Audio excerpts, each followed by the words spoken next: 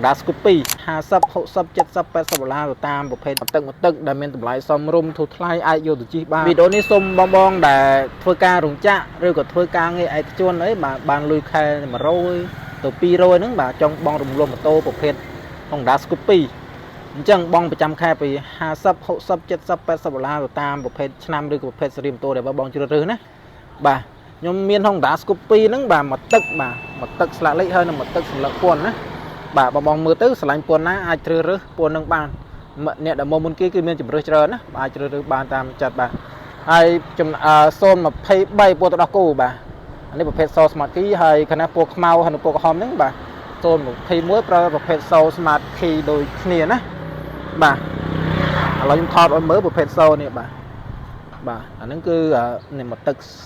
សម្លឹកពន្ធបាទតោះមកមើលខាងក្រោយនេះបាទខ្ញុំមានស៊េរីឆ្នាំ2023ហើយនិង22 23ពណ៌សបាទឡាយជាមួយនឹងពណ៌ភេញហ្នឹងបាទពណ៌23ហើយពណ៌ក្រហមនេះក៏023ដូចគ្នាគាត់ថាប្រភេទសធម្មតារបស់ក្រុមហ៊ុន NCX ហើយកណ្ដេះវិញគឺពណ៌ស022ប្រភេទស្លាកលេខ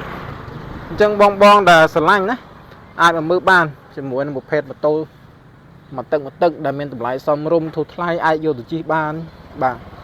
ពួកអីបងប្រចាំខែក៏រឹងធូរដែរបងសូមតម្លាក់លេខទូរស័ព្ទក្នុង page ឬក៏ comment ក្នុងវីដេអូនេះណាបាទឬក៏ឆាត Exa ចូល Facebook page មកបងក្រុមការងារនឹងផ្ដល់ព័ត៌មានលម្អិតទាក់ទងជាមួយនឹងការបងរំលោះបន្ថែមណាដើម្បីងាយស្រួលបាទអរគុណច្រើន